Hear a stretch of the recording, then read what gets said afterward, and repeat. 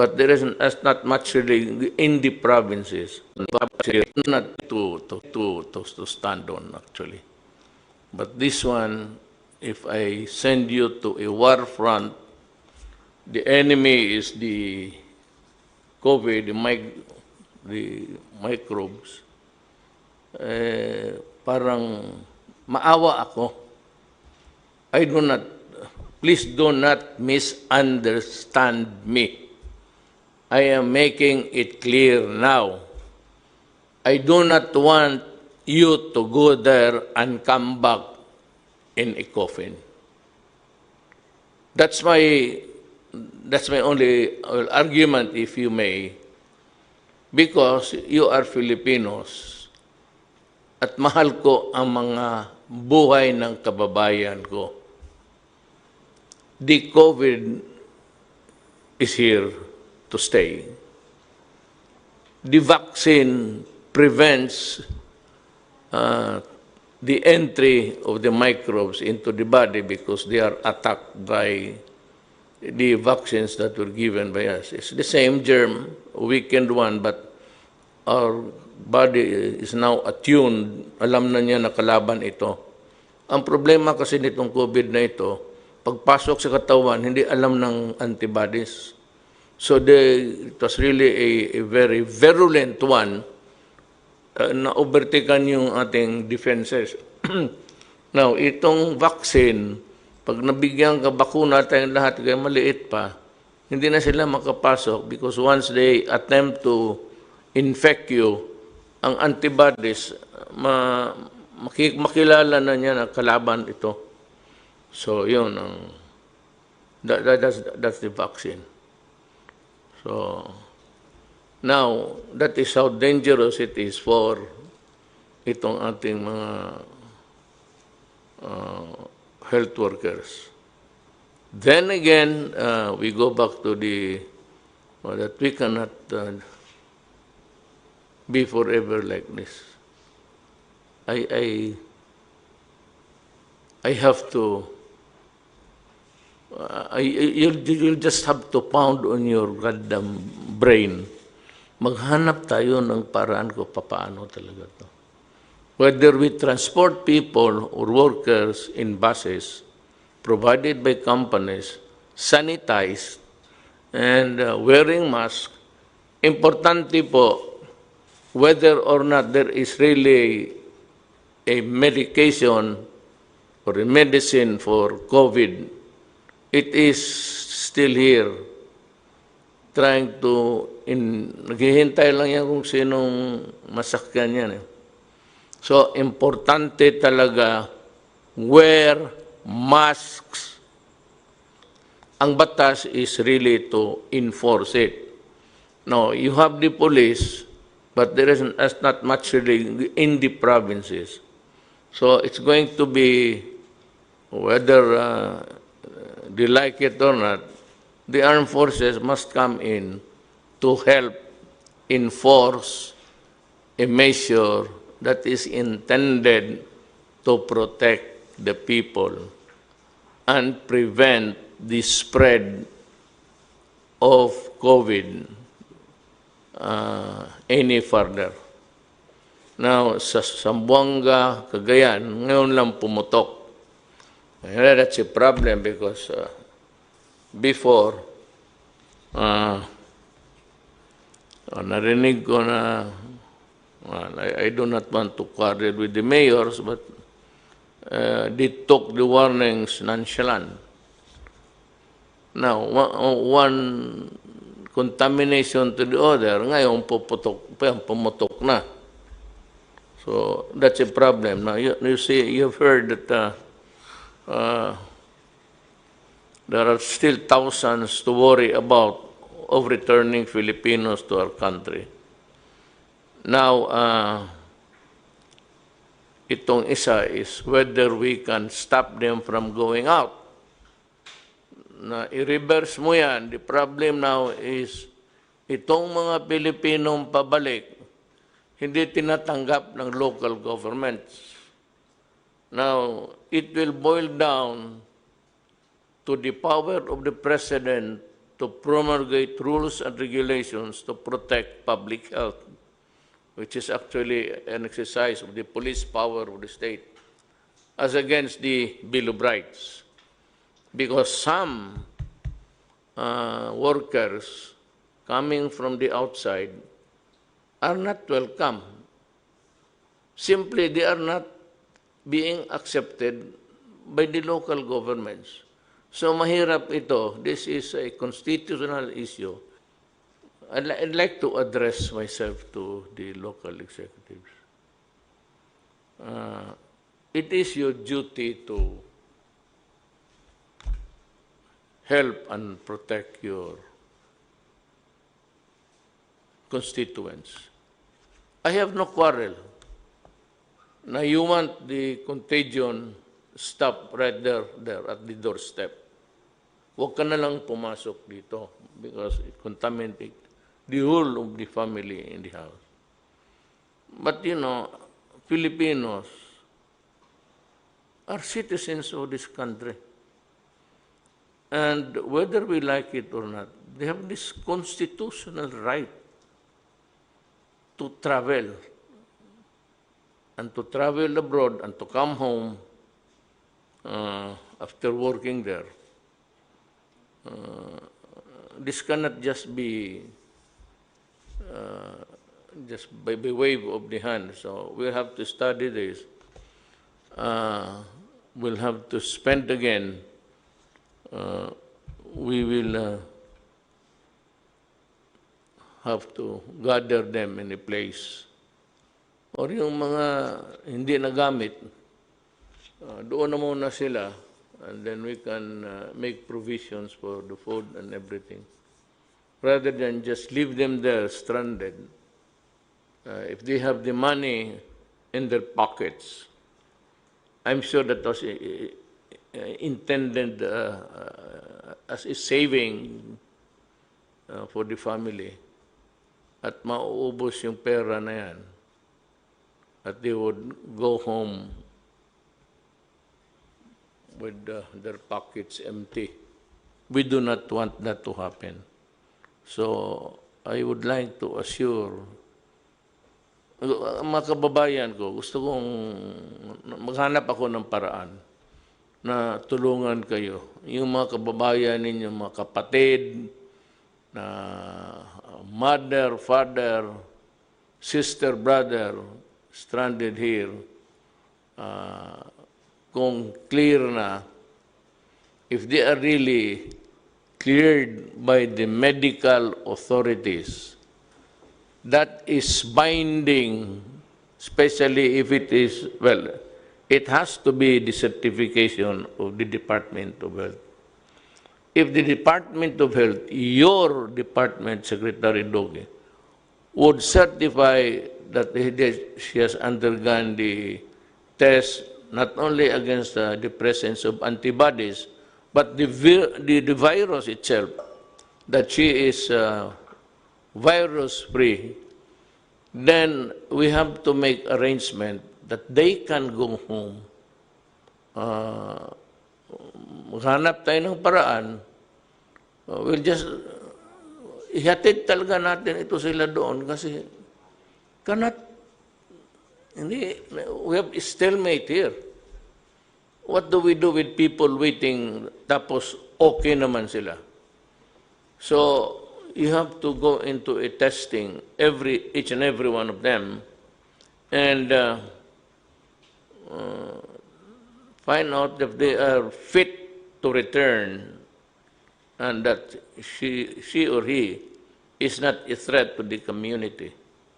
But to say that just hindi kayo pwedeng pumasok, even coming from abroad, and even if staying there for already more than 14 days without anything happening to them, then the national government, makinig kayo local executives, the national government will insist that you accept the OFW. Magkakaroon ho tayo ng problema if you resist, because then, as a worker of government, it falls upon my shoulders to see to it that everything is done fair and I'll listen into Vince, okay. Mayor, just on that note po, just for your information po, nung pong nag-lockdown po tayo nung March, meron pong mga 200 na OFWs na na-stranded po sa Clark, most of them from Mindanao, 38 of them from Davao. And we took care of them po, we housed them in a hotel for about a month and a half now. And I'm happy to report po, through the help of the Department of Transportation and the National Task Force, today po, the 38 Davao residents already went home to Davao today. Sir, actually, sir, we have prepared for the OFWs for their return. In fact, they're being fed by OWA. The hotel accommodations is being paid by OWA and also by the manning companies. So they are well taken care of, sir. Then we will give you a presentation by Mr. Vince Dison on how we will immediately swab we organize a micro swabbing areas so that all the OFWs will be swabbed immediately so that they can go home. After they were tested negative, maybe after 3 days or 4 days, they can go home already with the certification of the Bureau of Quarantine that they are COVID-free. Yes, I think that there's no valid reason really to delay the return. Yes, sir. If they are found to be free from infection. Sir, To dilly-dally on this, it's to me a cruel thing, and it is not good for. I'm happy that you have an unahan and you were step ahead. Yes, sir. And I said you're prepared. sir, actually, sir, we prepared with because I'm taking orders from Secretary of DOH and also with the National Task Force and the ISILG. We are coordinating, sir. That's why we make a plan on how we can swab them immediately so that after 3 days, we can swab all these 23,000 po, sir. So maybe we can, sir, we can have... Before that, may I just say that itong mga medical people, you know, you have your own opinion, your own view of what is good and what is not. So, alam mo yan, there are those who agree with you and those who vehemently disagree with you. Gusto ko lang malaman ng lahat na ang Secretary ng Department of Health ay si Secretary Duque. And this government, my department,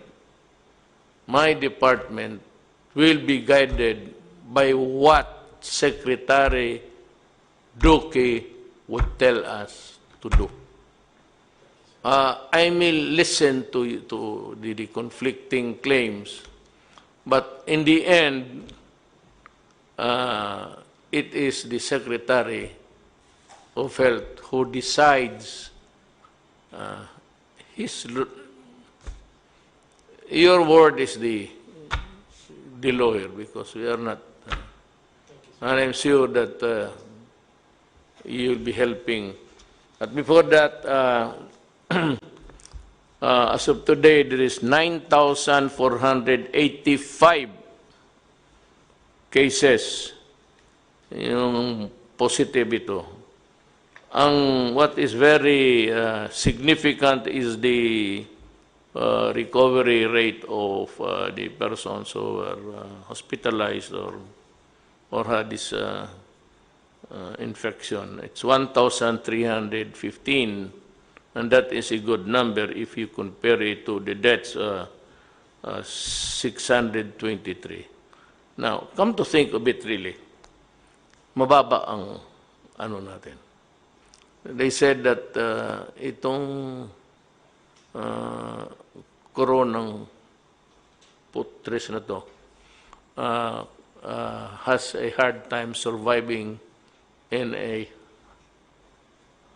hot, high temperature.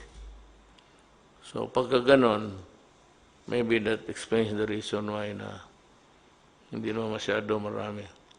Look, cooperate with us, wear a mask, because if not, kung magsabay-sabay, then we will have an overload. Now, do not tell me later on na hindi tayo nag-prepare, because we have so many hospitals. That's why it's called pandemic. It's local, it's epidemic. Pandemic is worldwide. Tinamaan lahat. So, just cooperate because wala naman kami hangarin dito para pahirapan kayo. As a matter of fact, we are really trying to figure out how we can ease up the miseries that has been imposed on us.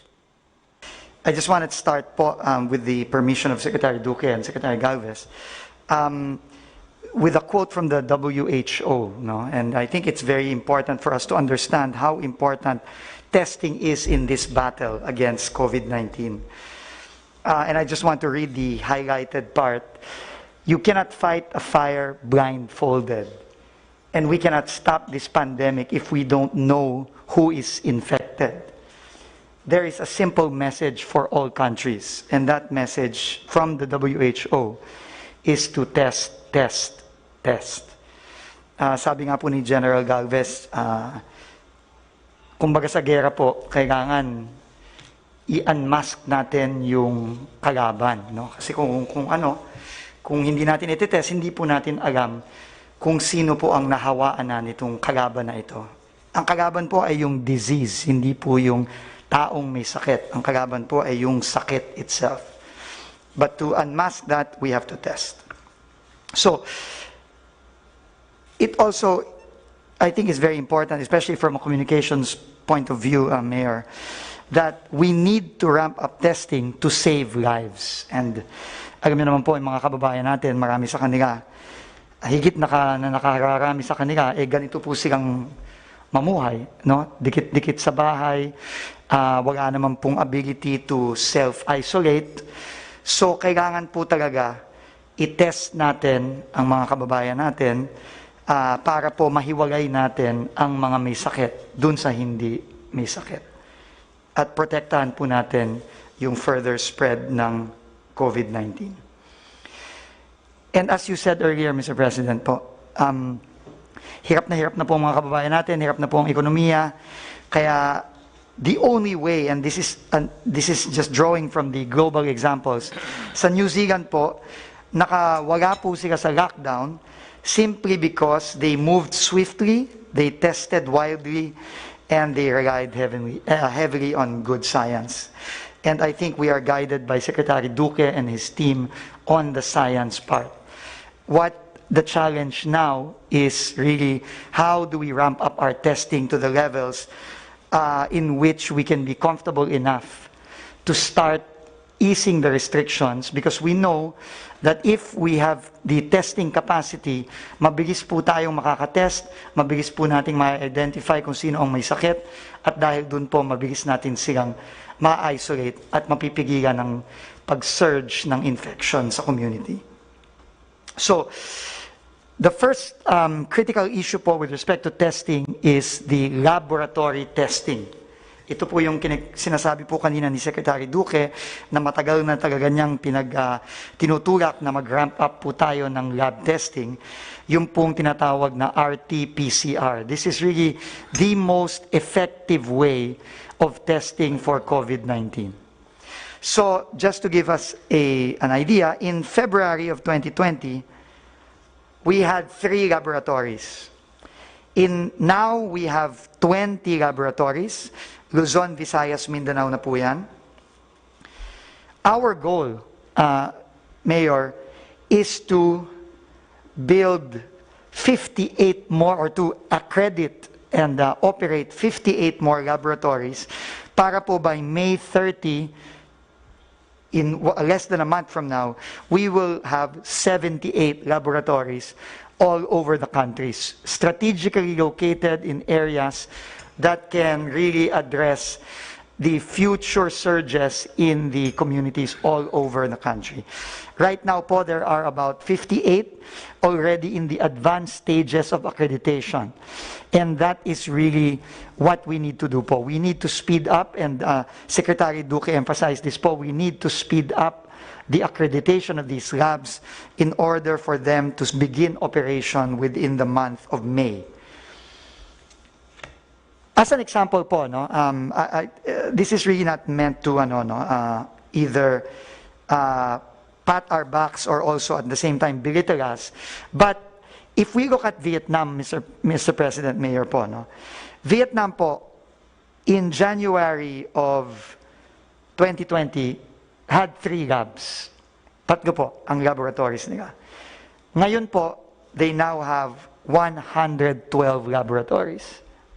No, and this is, I think, we can draw from the experience of Vietnam and all other countries like Korea and Germany, those that have tested very, very swiftly and very broadly. Kasi ito po talaga ang way. Once na we have enough testing capacity, sabi nga po ni Secretary Duque at ni Secretary Galvez, mas magiging kampante po tayo na mag-ease ng restriction. So, tests per day, we look at the best countries in the world. Germany is ahead, 120,000 tests per day. No, very, very aggressive po. And talaga pong gumastos sila ng katodo-todo dito. No? This is not cheap. ART-PCR test ranges anywhere between, I think, 2,000 to, for the private labs, I think it goes up to above 5,000. No, it's not cheap. But it is absolutely necessary po. We need to really invest in the testing capacity. Also because we know that a vaccine is not forthcoming soon.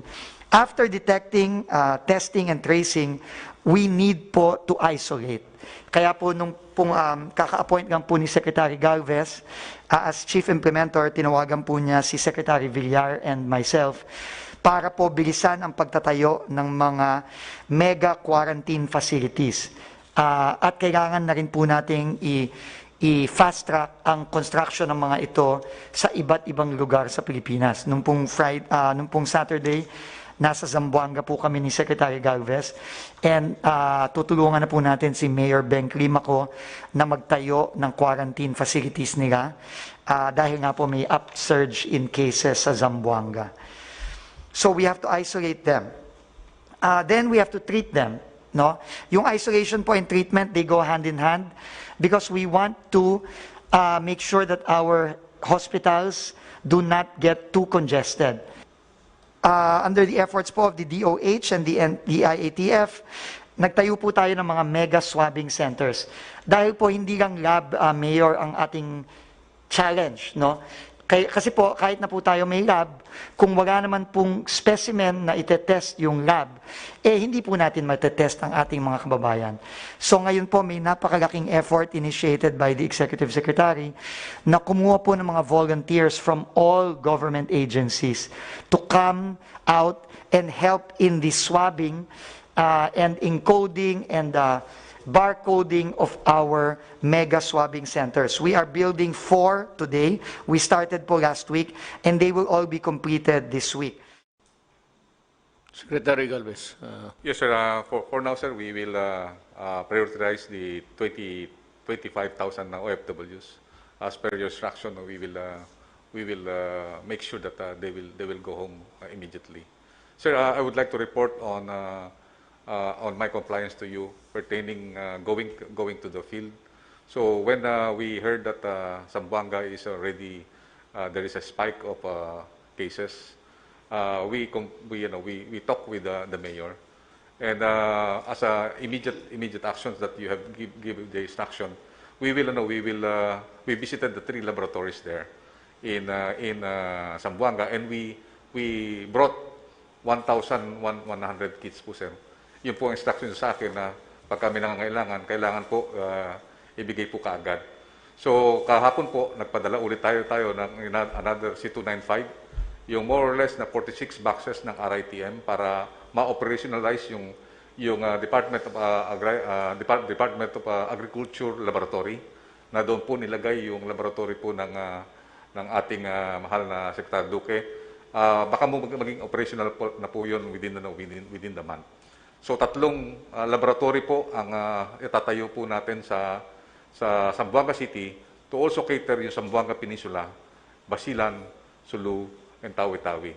Sinabi ko po kay Mayor na kailangan po pangalagaan niya rin po yung Bangsamoro dahil kasi yung kanya pong location, isa po ang melting pot ng BARM sa Region 9. And he accepted he want to convey her thanks to you, sir, for acting immediately during the time that they need, because they text me and they said, please help us. So immediately the Secretary of National Defense ordered me to proceed to Zamboanga City, sir. Sir, complied, sir, with your instructions, sir. And our PPE, 200,000 will be brought to Davao. As per your instruction also, it will be our main depot, so that all the supplies be needed by Mindanao will be taken from Davao, sir. I'd like to thank everybody, beginning from Secretary Duque, Secretary Andio, Secretary Galvez, ay ang ating workhorse talaga dito. Well, I know that overwork kayong lahat, especially hurried masyado yung Secretary Duque, but that is the price of public service.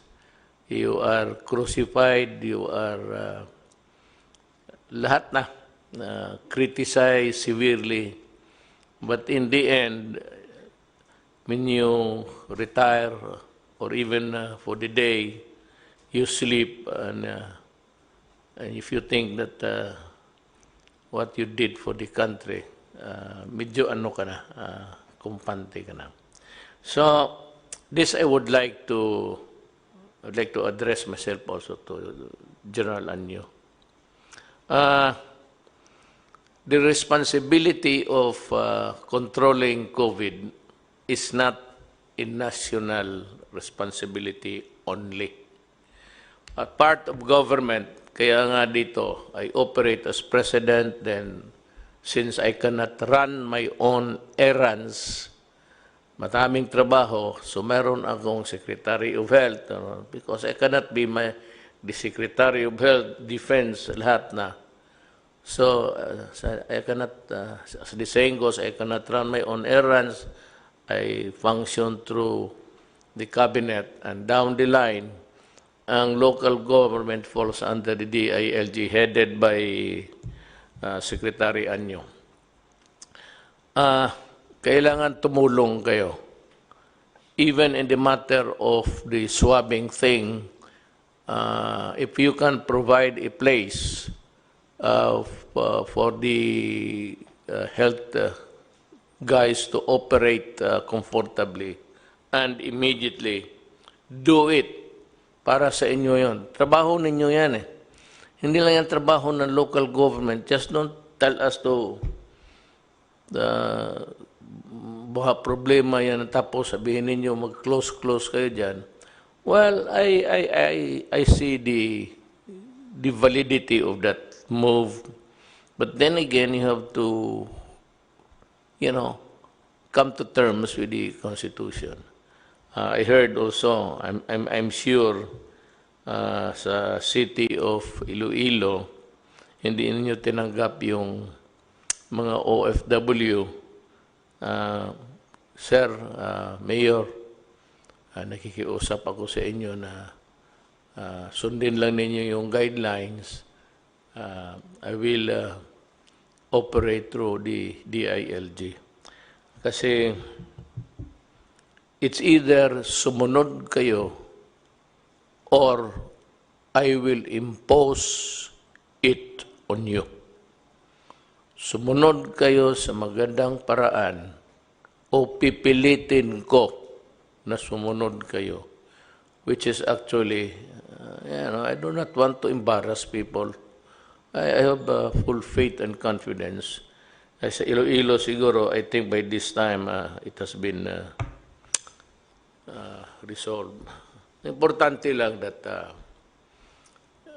the returning workers, our brothers and sisters who have labored abroad to give us also their share of their income with us.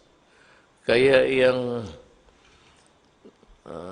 remittances ng dollar is one of the pillars ng ating economy. GDP niya is malaki ang binibigay ng OFWs. And we do not want to repay them with this kind of behavior. So, Davao, I think, Inday has accepted it according to Bong and the others. The other places do not play heroes. Avoid it because, I said, we remain to be a unitary form of government. We are not federal. Federal, makaano ka. Because you have a great thing about local autonomy in its purest form. Ang Pilipinas hindi po, it's presidential type and being controlled by the national government, lalo na itong mga ganito. I do not have to lecture. I just want to remind people also listening na ganun ho ang ating patakaran. Now, yung baka sakali, itong mga lalabas, observe in the meantime, please kindly observe the mask and the distance rule. Yung medyo malayo ka na. Huwag kayong magdikit-dikit because yung nasabi nila the easiest way to transmit is to be kissing each other.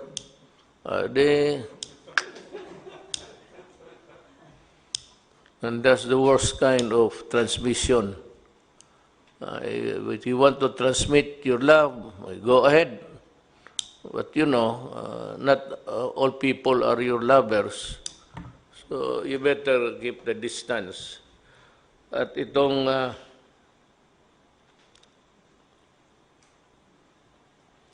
yung mga big business,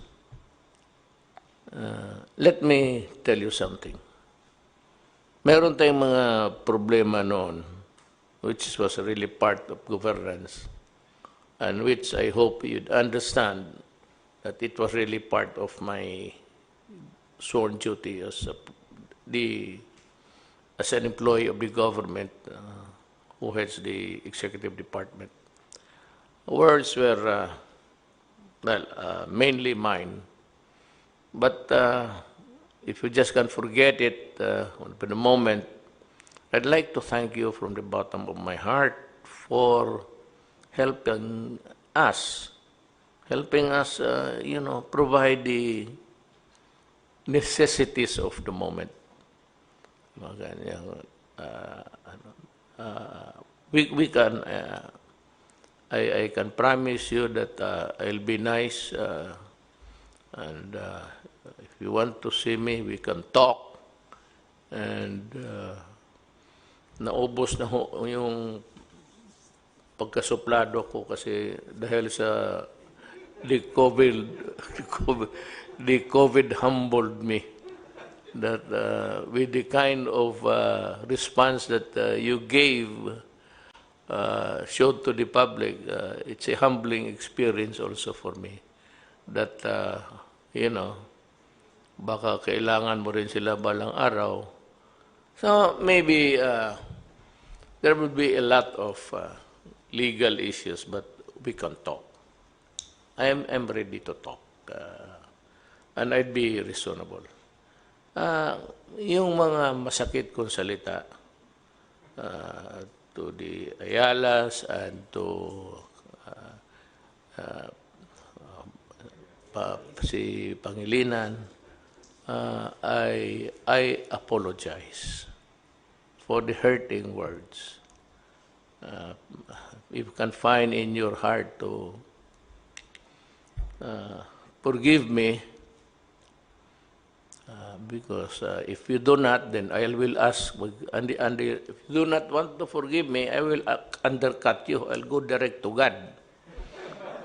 God, ayaw ko patawaran itong si, magyaw naman ako. So, itong pinakamahuli, I'd like to, again, it did involve pero be careful because, again, the NPAs are around. Now, there is no longer hope for further talks with season. So, itong tracing, ito bang positive ka tapos nakausap mo o na-embrace mo o naghalikan kayo tapos naghiwalay na kayo? It's the tracing Iti-trace namin yung tao, sino ang mga kausap mo sa mga araw na to. Kailan ka nagkaroon ng chills, fever.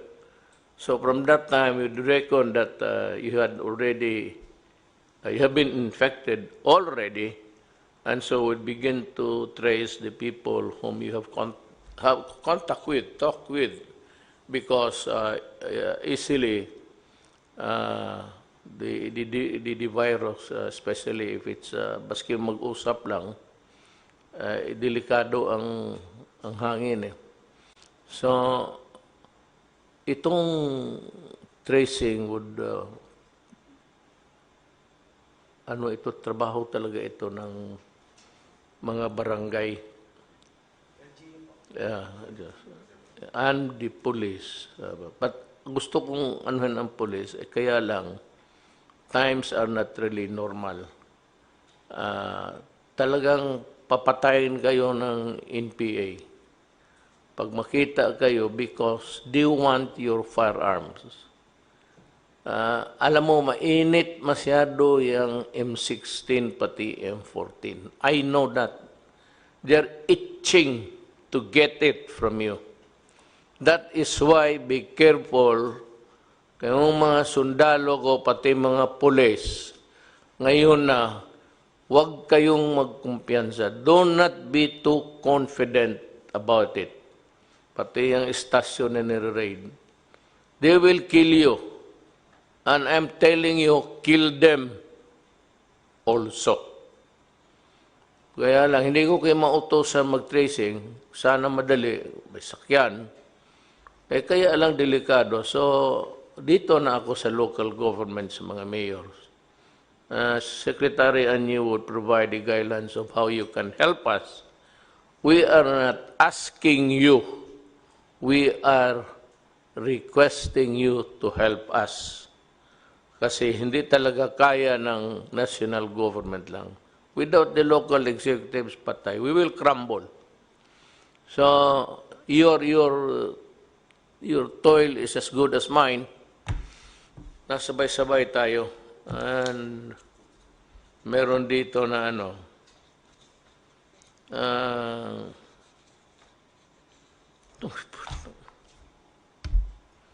sinabi ko na sa inyo noon, huwag sa panahong ito.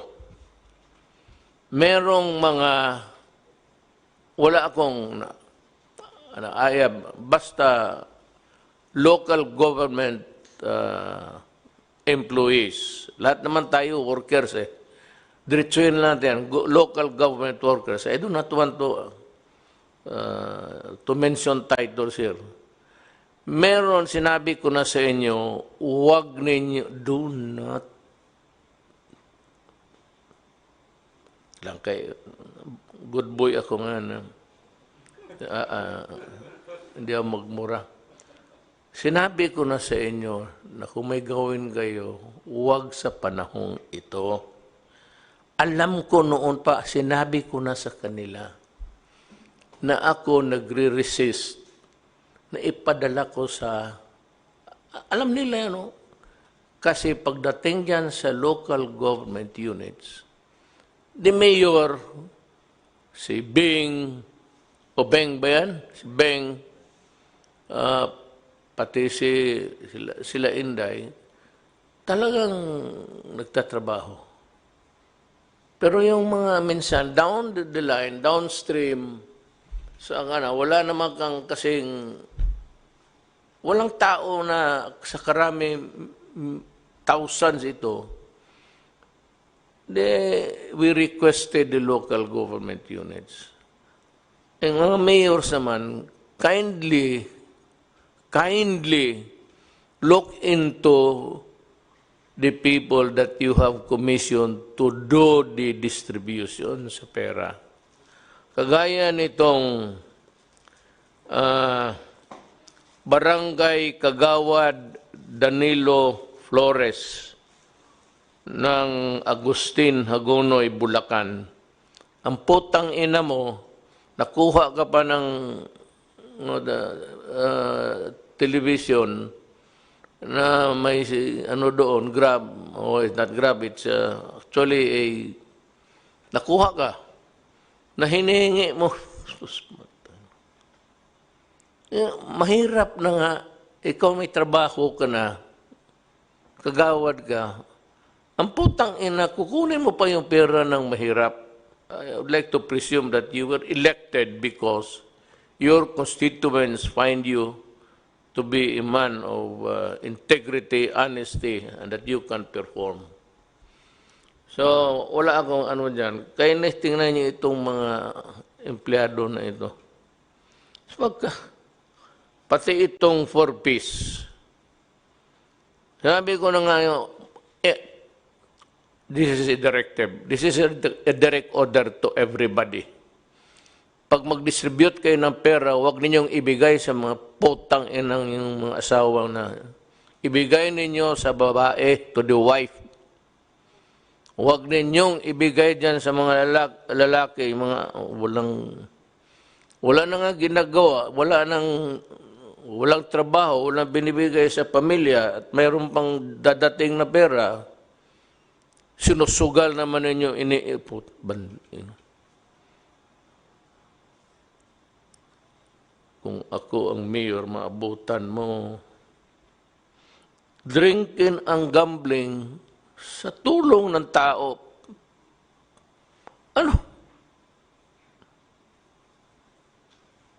Nasabihin mo hindi na mabigyan.